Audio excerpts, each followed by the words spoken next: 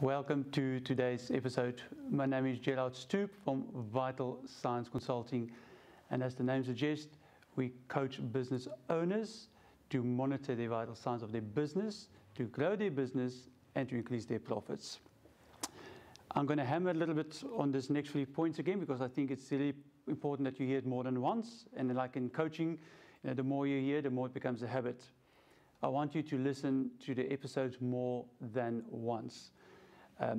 The reason for that, like I said last week, is that because you can hear something, I keep on talking and you miss it.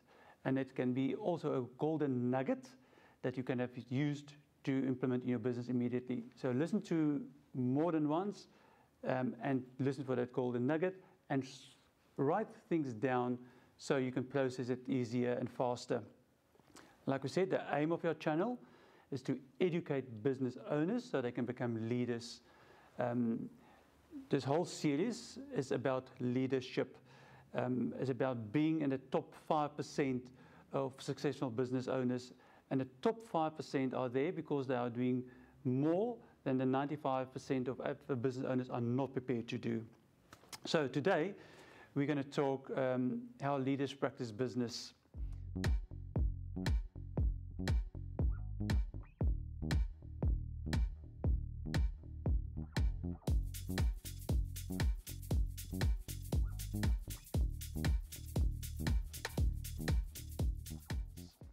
So Robin Sharma, and then I really suggest that you read a book, Robin Sharma, The 5 AM Club, an amazing book.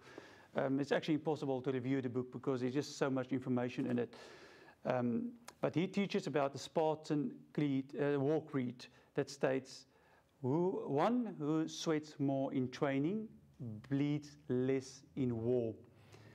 So the practicing of business came to me in 2017 when I listened to J.T. Fox at one of his day seminars. And it really resonated with me, the practicing business. When we're at school, we learn new skills, new methods every day. When we go to university, we learn. But when we become adults, we don't engage in daily practicing or learning anymore. When I started to become a manager in business, I realized very quickly that I need a support team and I need to be educated. I needed people to support me. I needed people that were stronger than me to help me to get where I want to be in business. So when I started my education process, a lot of things happened, and I would like to acknowledge the people that helped me to get there, and I'll tell you why afterwards. The first person that made a huge impact in my life is when I was 16 years old and joined the South African Police Reserve Force, was Colonel Dickie Pretorius. He was a sergeant then, and he was such a role model for me as a 16-year-old in the police. And 33 years later, we are still friends. Martin Ellenberger, when I've taken over a business, Martin was a retired businessman. And he took me under his wing, and he taught me stuff that you will not learn in books. He put down the foundation for me in being a good manager and being a good leader. Louis Wilsnach, he was a consultant at a company that came to me and said, you get to a stage now where you need a coach, and introduced me to coaching. Then my first coach, Jerry de Villiers, my goodness, they changed my life and how I look at business, how I look at life. Coach Joey, Coach Jeff, J.T. Fox, Andrew Ford is a mentor for me in Australia, where he's a very successful business person. Just to listen to him, to go for coffee and just listen to these people. Books that I read, Robin Sharma, The One Thing, Mark Manson, all these people shaped my education. It is not only one person that shaped me in one thing. It was a lot of people that educated me in different levels of my life. You cannot take away how important education is for your business. When you get educated, what happens? We get better information because we know how to search and get that information. We don't rely on information of a friend's cousin that works in Chicago that got family in New York told me this. We don't go there anymore. If you're educated, we get good information. When we get good information, what do? We make better decisions. When we make better decisions, we grow our business faster and we make more profit, because that's what we want to do. Education is really important. Don't think because you're in business for 30 years, you do not need education. A second thing for me, for leaders and leadership, is who do you spend your time with? Where do you network?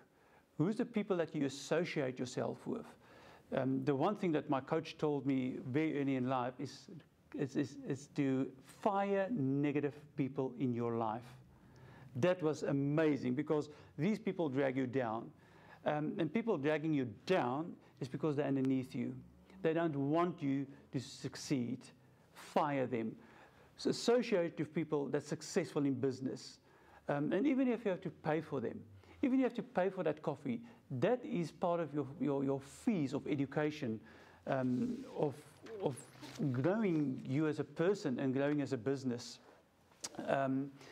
They have done studies where students that didn't do well start to work with students that are doing well, and they actually increased their marks because they start to mirror the people that's doing well. So get those people that you can look up to and want to be like. Speak to them. Read their books.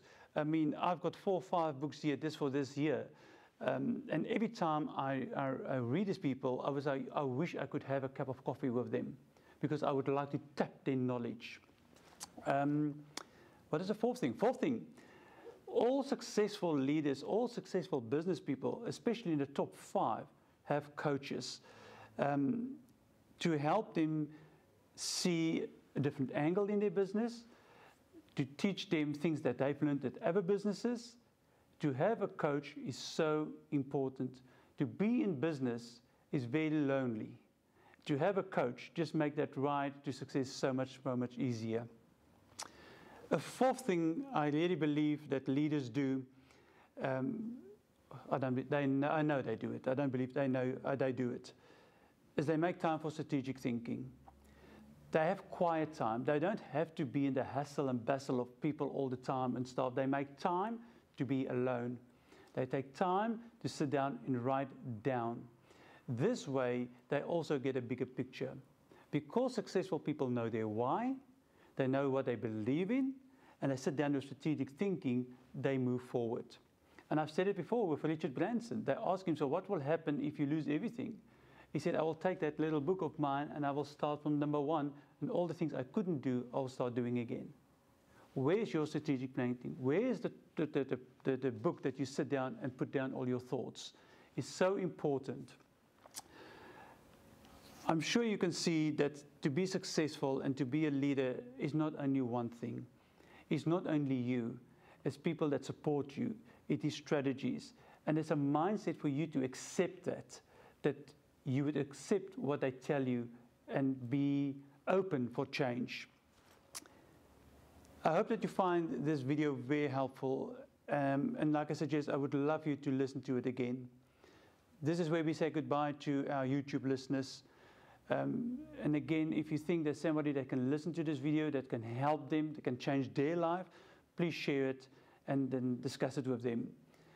Our Worldwide Business Club members, if there's people that would like to be part of it, please join our Patreon, www.patreon.com/Vital Science Consulting. Join the club, be part of the growth, be part of something that's amazing, and that you're not alone. The Worldwide Business Club members, stay tuned for our interview after the break.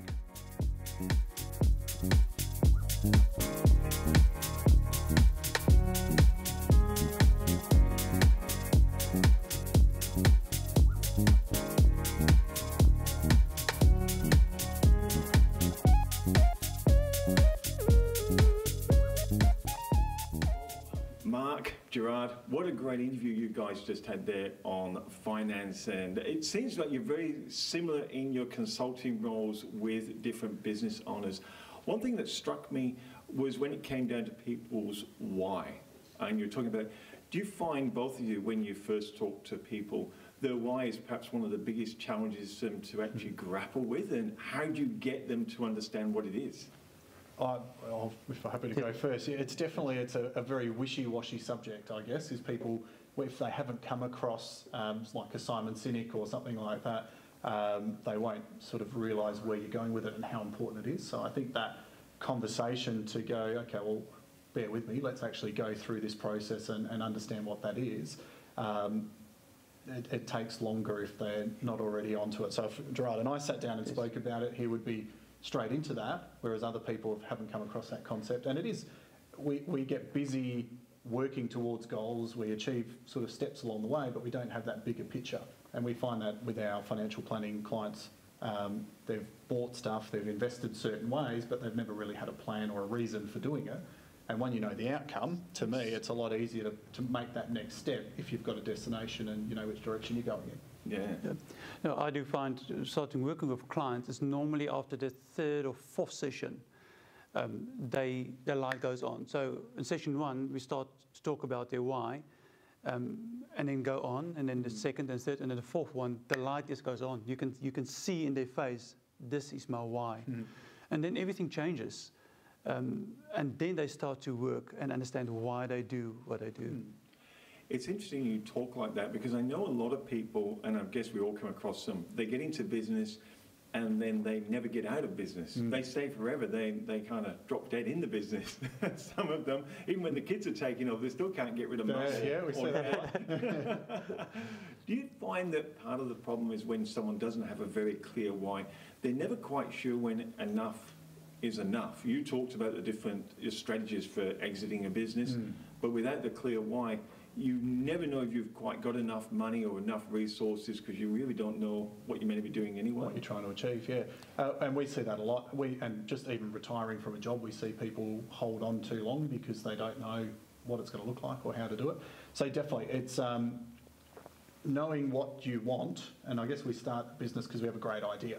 So we get invested in that, we see its success, and we keep, like you were talking about, once we get to that point, we've got to move to the next point to keep being happy or successful. So I think that's very important to understand, why am I here, what do I enjoy about it? And we got to a point in our business where we said, well, financially we've done what we needed to do, but do we keep growing for other reasons, or do we slow down? And for me, I'm very passionate about giving other people opportunities to do what we do. So for me, it was an easy one to continue to grow the business and add staff, even though there's difficulties in that when it meant harder work for us. I think if you know your why, then money isn't the focus anymore. Because like we said, every time you say 100,000, now I want 110, you will never be happy. But once you know your why, we went on a seminar and they asked a question, when you are 60 now, what would you like to have now? And then they say, okay, swap out with people and explain to them. And I had exactly, it's this car, this color, this is the ocean view. And I thought, well, I'm feeling really good. And the guy said, so what do you want to do? I want to pay my bills. And I thought, oh, so we're not all the same. For him, it was okay. If he can pay his bills every month, that will be enough for him to retire. And I thought, what's wrong with me? But I knew exactly my why I want to do it. Yeah. So it's interesting that we think what other people want. Yes. And it's not. I guess it's the same as when they get into business. We all think people, especially when you come in like guys like us, we look at a business as an investment. It's no different than buying houses or stocks or shares. But some people get in a business and it becomes a job. They get into it because, well, no one else would employ me. So I'll employ myself. But when do you find you have the conversations with the market, and you said, especially yourself, Gerard, that they start going, hold on, I've got something here. If I just had a mentor or someone to help me, I could actually change this into an investment and be bigger than just a job. Do you find that's a difficult transition for people? Depends on the person. So I think, especially small business owners that have normally a mum and dad type business setup, and we've got a client that I'm thinking of at the moment where when they first came to see us, they were both making under minimum wage. They had a lot of money tied up in it and they were going backwards. But they thought business was successful because they were always busy. So I guess working through that process and actually saying, And first of all, we got them to set some goals that they had to pay themselves the equivalent wage to what they'd be getting if they were working for someone else. Now the conversation we're having is there's no point, because they keep reinvesting in the business, it's very capital intensive. And I keep talking about what's the return on this money you're putting there. Because if you pay that off your mortgage, it's going to give you this sort of return. If you invest it in your super, you're going to get this sort of return. So every dollar you put into your business needs to be giving you a much higher return because there's a lot more risk involved. And those sorts of conversations take a couple of, well, we don't catch up as regularly as you would, but every couple of, 2 or 3 meetings over a few years period to get them to the point where it's like, oh, wow, okay, yes.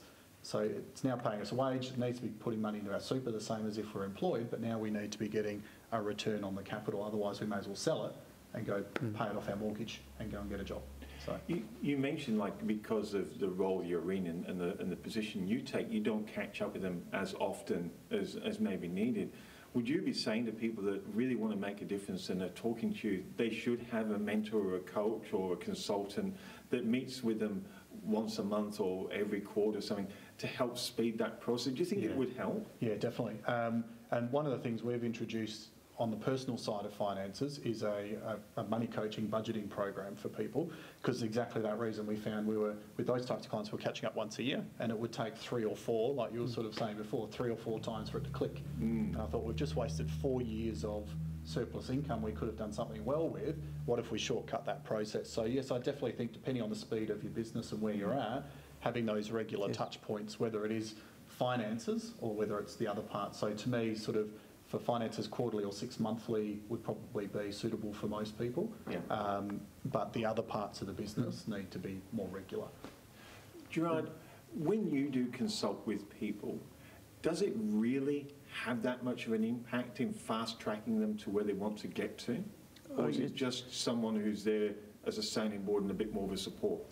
I definitely believe coaching is like a GPS. You put in the coordinates, and you go, and along the way, there are roadblocks, and you have to recalculate. But you have somebody to keep you accountable to get there. And I always say, you don't know what you don't know. By getting somebody from the outside looking inside to your business, they can see something you don't see. Like not paying yourself. They think it's okay. It's not. You have to pay yourself. You have to say thank you to yourself for putting yourself through this. And think, well, I'll pay super one day.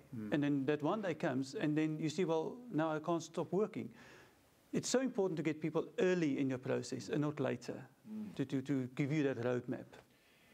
You said an interesting thing there, Mark, about people paying themselves and paying themselves a wage or a salary that they should be on.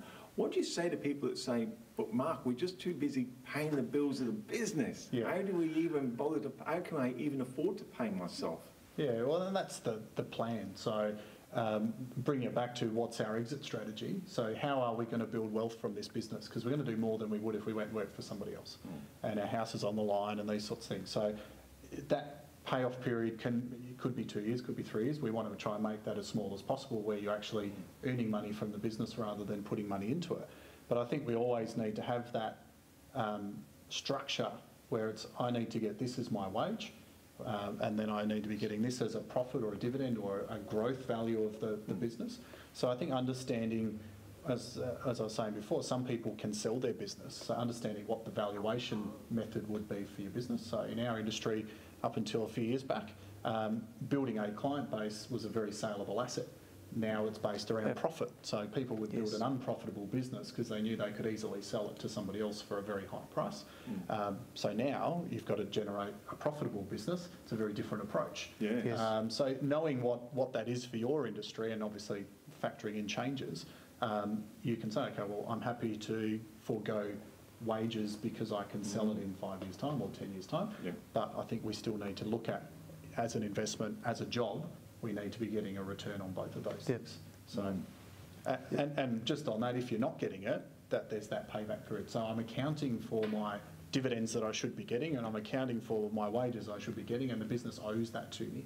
So I need to make sure if it's not, I have to make some tough decisions. If it's not going to get to that point in the near future, then I need to stop doing it and stop getting further in the hole. Gerard, when you talk to people around that and talking like Mark has on structure and whether I'm going to be an owner operator and just sell the business for a cash value, or turn it into a managed business, or maybe even go to even further and go IPO listing. How difficult or complex are those conversations you have with people, or is it a step by step and you can guide them as they grow? What's this type of approach do you take? I think, first of all, what I found a lot of times is people don't know what they want. They don't know where this business, they know they want to have an exit, but they don't know how they're going to get there. They don't have the structure set up from the beginning to do what they want to do. So again, for me then to come in and to explain to them, we need to get people in. First of all, they said it's going to cost money. Well, yes, it's going to cost money now because you need to get experts in so we can change to get where you want to be. If you're not going to do anything now, nothing is going to change. Yeah. So you've got a choice. And again, and I always say, if you pay peanuts, you'll get monkeys to do the job. So sometimes you have to pay a bit of money to get the experts in to get you where you want to be. And even give you that roadmap, I think. So if you spend the money, you've got to have a good idea first. So you've got to know, you've got to prove it up. So once you know it's working and you can sell it and people want it, then you'd probably spend the money and go, okay, well, I need to get this to a different level. I'm happy to pay someone to come in and do it. And if it's not hands-on, it's here's the strategy, you need to get these things in place. Go do them yourself, but come back and see me when you're at these points or something like that. At least you know where you're going. Otherwise, you can spend 10 years of your life losing money or going in the wrong direction or not getting closer to what you're trying to achieve. I must admit, we quite often hear about people who've earned less than others and yet are more wealthier when they retire, and people who've earned a lot of money along the way and they're going, I've got my lovely pension. Yes. Yeah. Is that the difference having a consultant or financial planner like yourself can make? It can make the difference in getting there quicker, and also understanding investment opportunities that perhaps people like myself perhaps don't have the insight as you would. Yeah, absolutely. And for me, and Gerard asked me before, what investments? To me, as long as they're sound investments, you can try and be clever, but if you just do something sensible long time, for a long time, you'll get the compounding working for you and you'll benefit. I've got a 28-year-old, I think he came to see me last week. He's been working with us for about 5 or 6 years now, just got married, and he's probably got more invested in that period of time than a lot of our retirees who come to see us to retire. Yes. So it's when you start, it's doing a little bit every week and a little bit along the way. And that's what I was saying with business owners, we tend to go, I'll do that next year, I'll do that next year. I haven't got the cash now, I'll do it later. And as I said, I did that for years in my last business, and I got to a point, I came out and I was like, I'm probably the same at 30, had the same super as someone at 22 that worked at like Woolworths or something like that along the way. And I was so far behind because I had never put anything away. And my naive view was I'd make $1 billion in my first business and I wouldn't need to worry about money. So I'd ignore all that stuff along the way. So we get a bit gung-ho when we start out sometimes, so it's important to be sensible.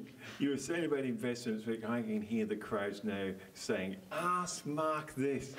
Is property better than shares or shares better than property? Oh, the $1 million question.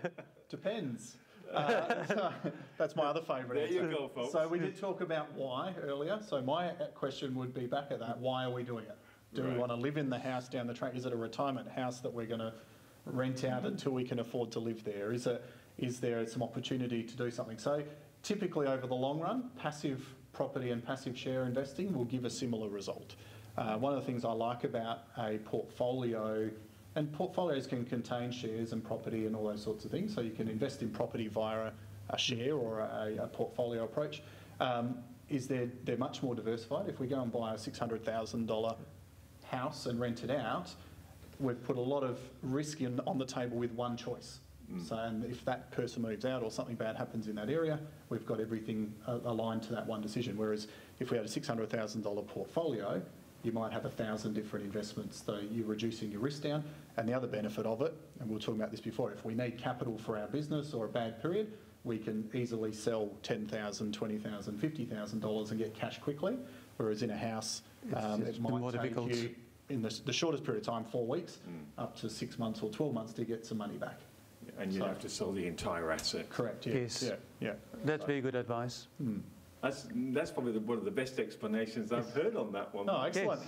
There you go. Make sure there's a disclaimer on the video. People, wrapping this up, because I'm conscious of yourself and Mark's time. I know you've got another point to go to, Mark. But people looking now, what would be one or two of your top pieces of advice when looking at their finances for the business? I'll go with you first, Gerard. Looking for? Advice as regards their finances with their business. What would one or two top tips you would give them to think about? Again, why you want it. I think really important why you want it. And then do you need cash quickly later on, like you said? I think secondly is where are you going to get your finance from? We have spoken to other financial planners or brokers before to see where you're going to get your cash from. Do you get a credit rating that you can get good interest rates? So I think it's all those questions that you have to put on the table before you make a decision where you're going to get your finances from. Mark, last couple of pieces of advice for someone struggling with finance or wanting a few tips to keep their business up and running or growing? From my personal experience, not necessarily like my personal business experience, is know your numbers.